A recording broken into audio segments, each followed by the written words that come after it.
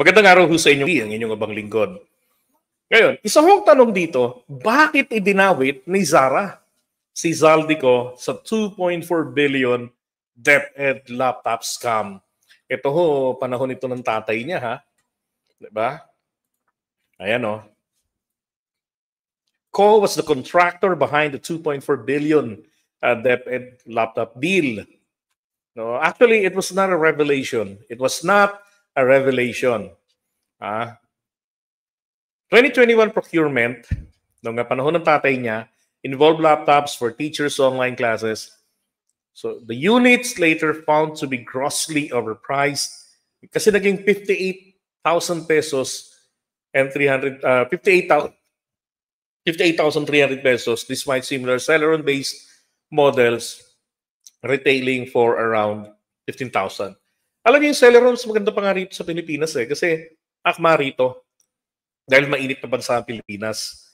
Tugma rito yan Ngayon, eto ho sabi nila wala raw pong naparusahan dyan. Well, mali ho sila.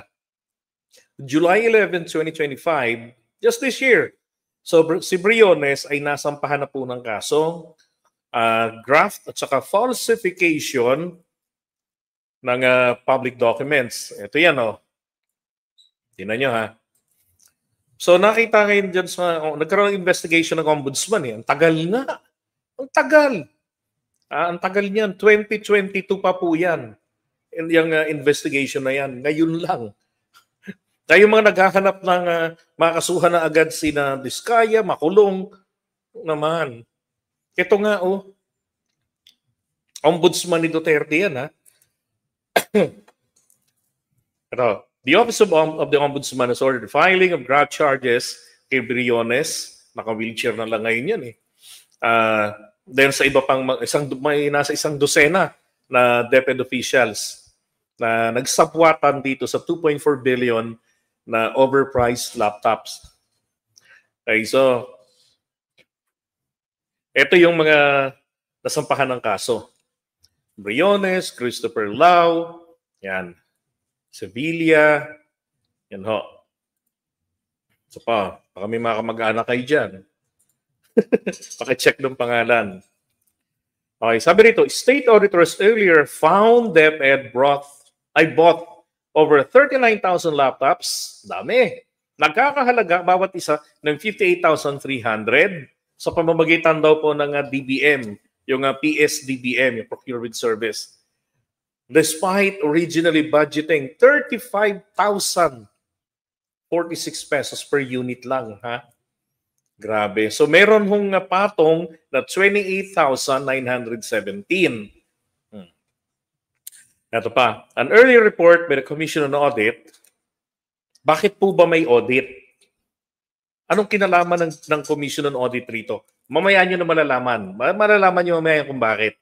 Okay, merong Commission on Audit na report dyan. Sabi nito, noted that identical Dell laptops, so yung kaparehong Dell laptops daw po sa merkado na mas maganda yung specs, nagkakahalaga lang ng 22,490 or 25,000. Pero again, 58,300 pesos. Patay kayo niyan. Unang quotation doon is 35,000 lang.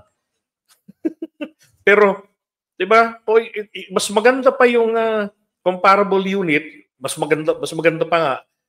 Itong sa Dell, branded po itong Dell, mura lang, 25,000 lang. Ngayon, sabi dito, the Ombudsman found the officials acted in conspiracy to facilitate the overpriced procurement and give unwanted benefits to the winning joint venture composed of SunWest Construction and Development Corporation. Kanino po ang SunWest? Ay Zaldico. Ito yung kumpanya na kanyang itinatag dati. Na sinasabi niya nag-divest siya, but evidence shows hindi po naman din talagang nawala ang kontrol niya dyan. Di ba? Meron pa yung kasama, LDLA Marketing and Trading, at saka yung VST ECS Philippines Incorporated. Yun. Okay? Now, eto na. Ano ang naging papel ni DepEd Secretary Briones? Saglit ha.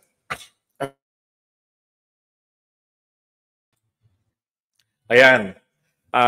Ginawa po nila dito, sabi nila, the former DepEd Secretary approved the original procurement request noong December 11, 2020 for 68,500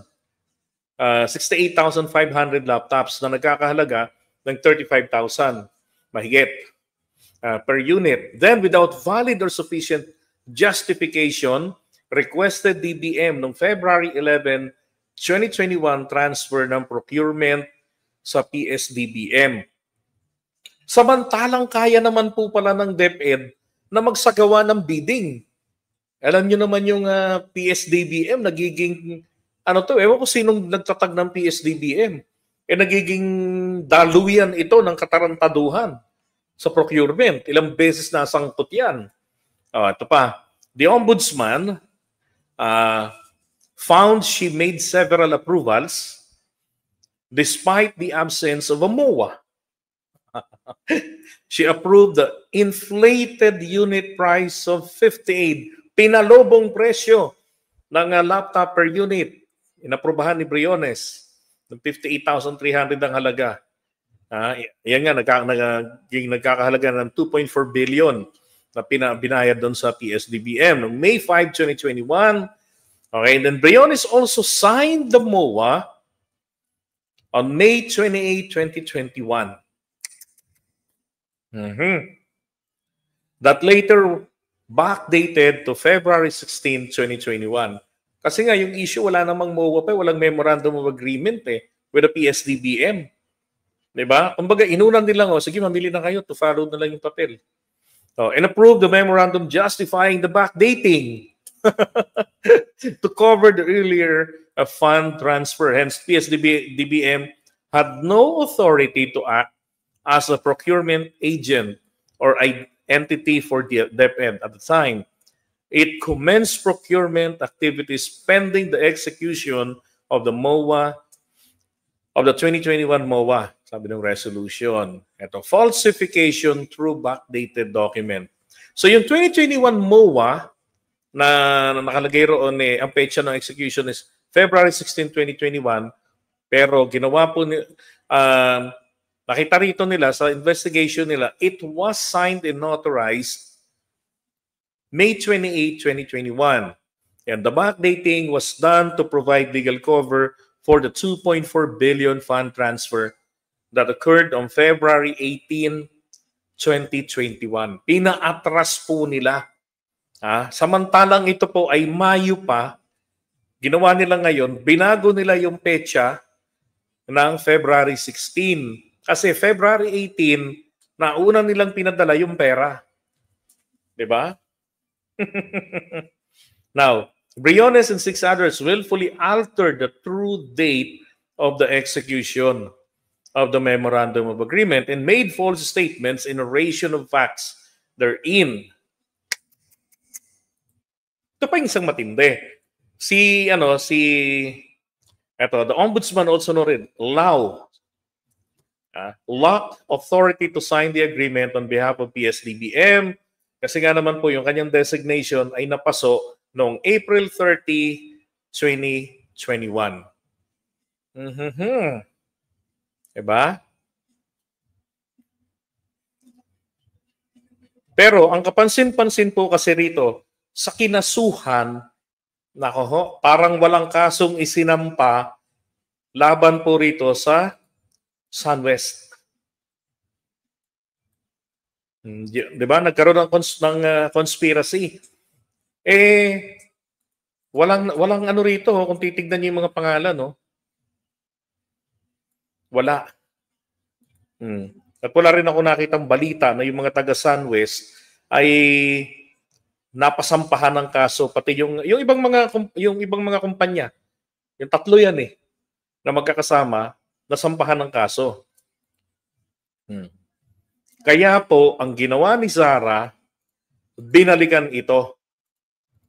Sinabi niya na etong si Zaldico ay sangkot dito sa 2.4 billion DepEd laptop deal. Okay. Ngayon, ang tanong, di ba, tanong ko nga po kanina, bakit merong COA report dito? Saan na yun? Merong COA report. Ayan o. Bakit merong COA report? Ito po yung dahilan. Ang petsa, August 15, 2022. Si Sara Duterte ho ang nag-order na magkaroon, nag-order siya sa COA o nag-request siya sa COA na yung overpriced and outdated laptops ay magkaroon ng fraud audit. Okay? Siya yung nagpa-investigate nito. Ang problema doon sa ombudsman ng tatay niya, hindi dinali yung mga kumpanya. Puro mga taga-gobyerno lang yung sinampahan ng kaso. Tapos ang tagal pa, 2022. Tingnan nyo to ha. So ito. Sumulat siya kay Kalida. Di ba si Kalida yung inassign ni PBBM? From Solgen, nilagay siya ni PBBM sa COA. Kaya lang later on, nag-resign si Kalida. Now, nag-resign siya dyan sa COA. Tignan yung ginawa ni Alan Cayetano. Tignan yung kalokohan ni Alan. August 15. Okay? Tignan nyo ha. At the same time, Cayetano said he believes former President Duterte, under whose administration the laptop purchase was made, had nothing to do with the issue. So wala raw kinalaman. Inabswerto niya agad si Digong.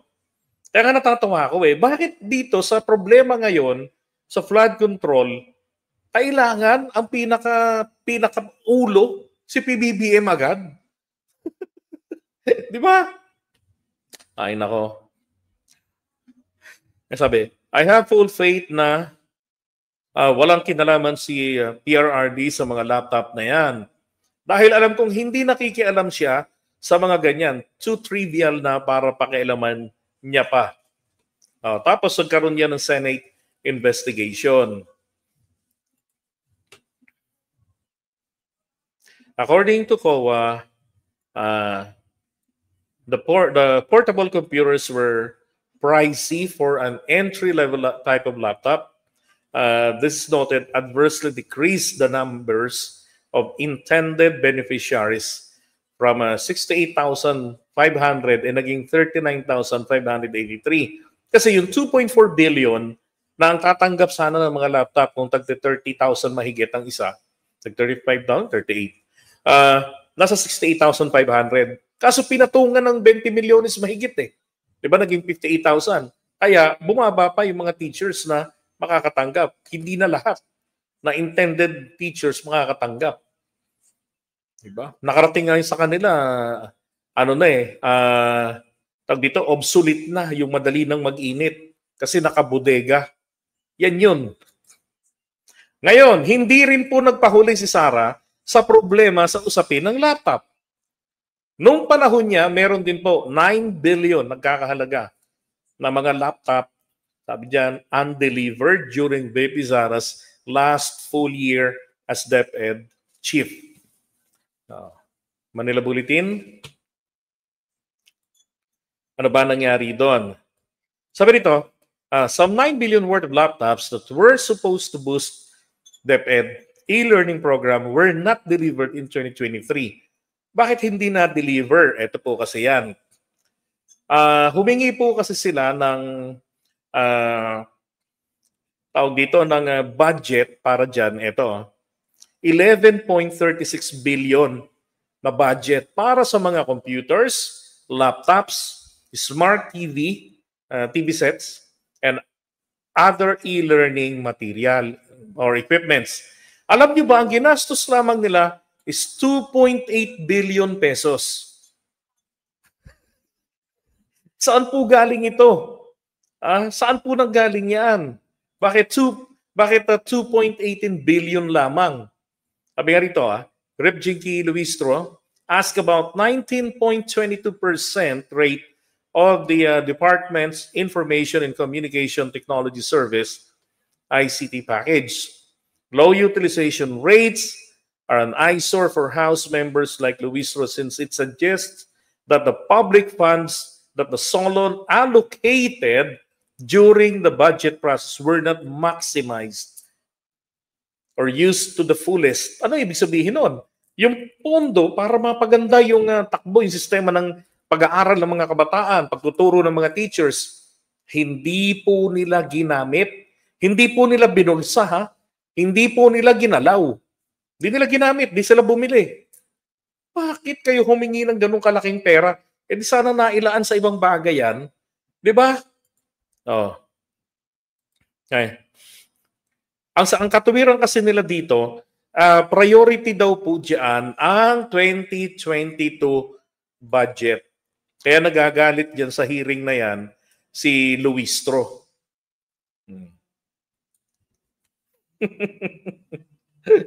Anong gagawin nila, Sara, dun sa pera? Diba?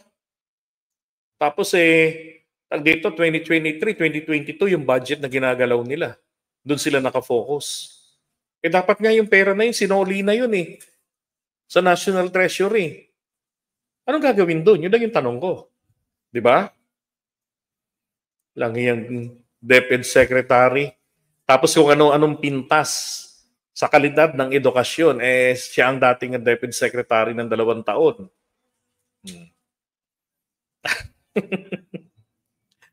Ay, nako po.